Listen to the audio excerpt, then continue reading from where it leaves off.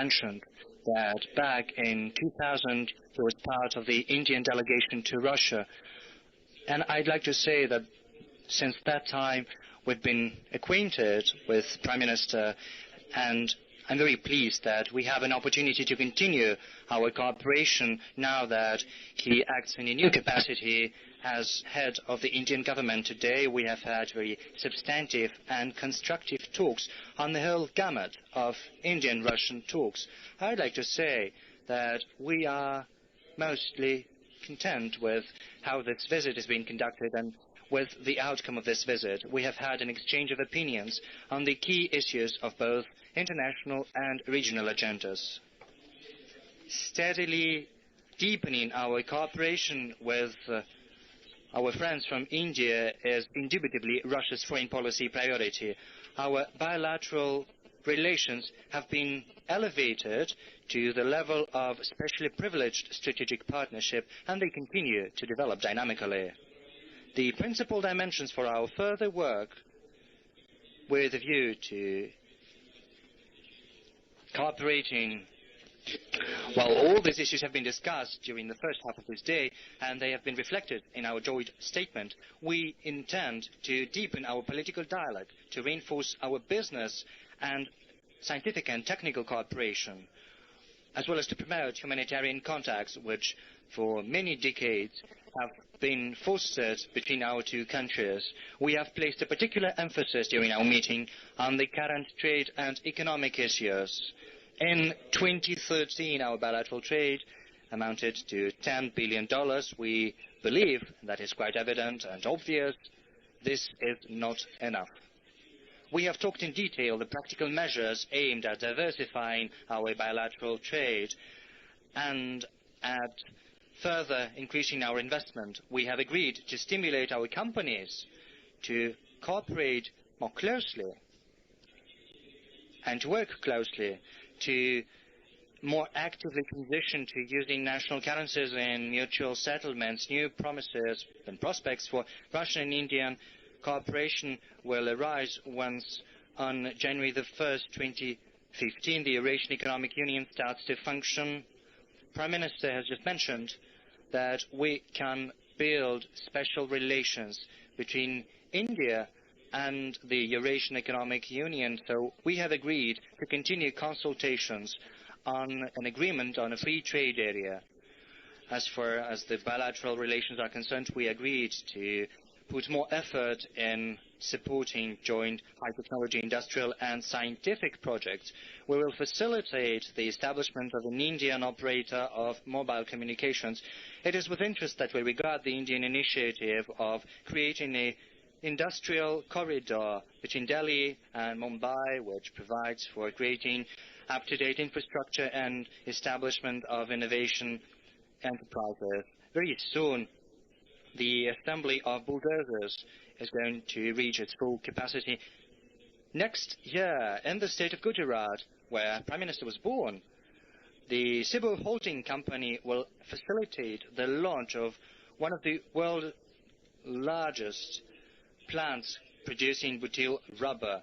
We, for our side, are also ready to help Indian companies participate in creating industrial parks in the territory of Russia, in the development of pharmaceuticals, the production of fertilizers and the coal industry. We also offer our Indian partners to procure our civil aviation aircraft, Sukhoi Superjet 100 and MS-21. As far as the peaceful use of outer space is concerned, we are willing to cooperate in the development of low-orbit spacecraft and the use of GLONASS navigation system. I'd like to say a couple of words about the energy field, which has been mentioned about Prime Minister Modi as well. It is a promising field.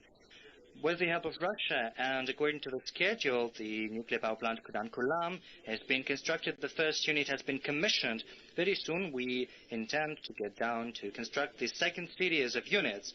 Just now we have signed a very important document, the strategic vision for strengthening Russia-India cooperation in the peaceful uses of atomic energy. It outlines the plans to construct in India more than 20 nuclear power units and to cooperate in constructing nuclear power plants with third countries, according to Russian design, to work together, to mine for uranium, to produce nuclear fuel, and to handle nuclear waste. This creates the groundwork for a long-standing and truly mutually beneficial cooperation in the atomic field.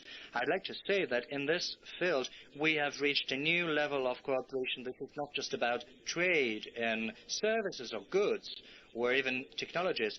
This is the creation of a new industrial branch. It's new for India.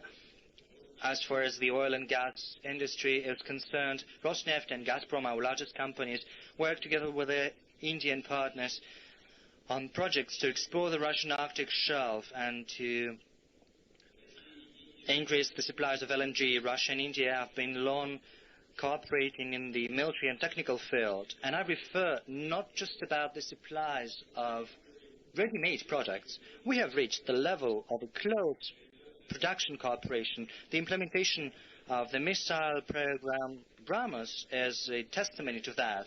I'd like to say that there are other projects such as the joint development of a multifunctional jet fighter and a multi-role transport aircraft. This is another stride in our cooperation. We have accumulated good traditions in the field of humanitarian ties. Last year, 11 Russian cities saw the Festival of Indian Culture, and it was a success.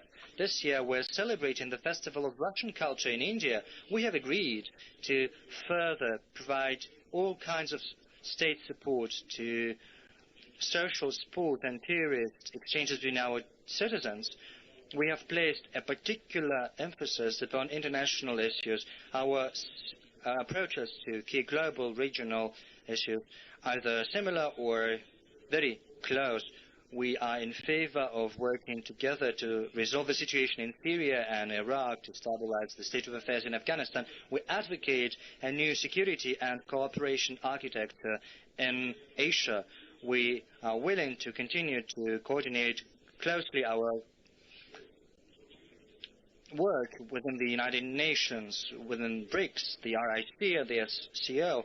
Active work in these formats is very important amid the difficult conditions the world is witnessing. Apart from talks with Prime Minister Modi, my program of stay in India includes other important events. There is the meeting with the President of the Republic of India. There is also the meeting with the head of the Indian National Congress Party. Apart from that, together with Prime Minister of India, we're going to have a discussion with the representatives of the Russian and Indian business circles. We're also going to participate in the inauguration of the World Diamond Conference. Prime Minister Modi has also said that this is another important area of cooperation, because the Alrosa company from Russia is today's world's largest miner of diamonds, and India is the world's leader in processing diamonds. This visit is going to give an impetus to further strengthening the multifaceted relations between our two countries, certainly.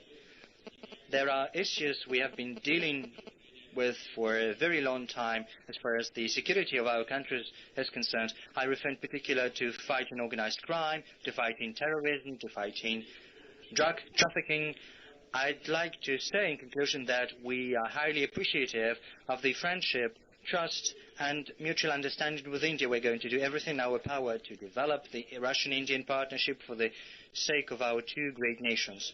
I am grateful to Prime Minister, to all Indian colleagues, for all our Indian friends, for the traditionally cordial welcome and for your hospitality. Thank you very much.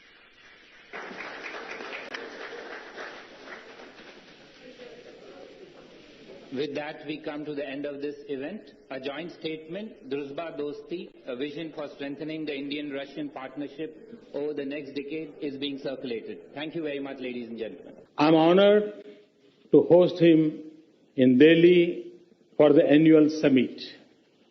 Since the turn of the century,